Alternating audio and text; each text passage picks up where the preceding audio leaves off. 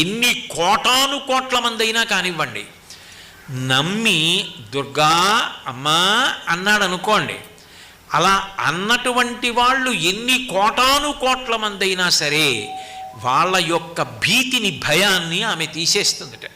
దుర్గే స్మృతౌ హరసి భీతి మశేష జంతో స్వస్థై స్మృత మతిమతీవ శుభాం దదాసి.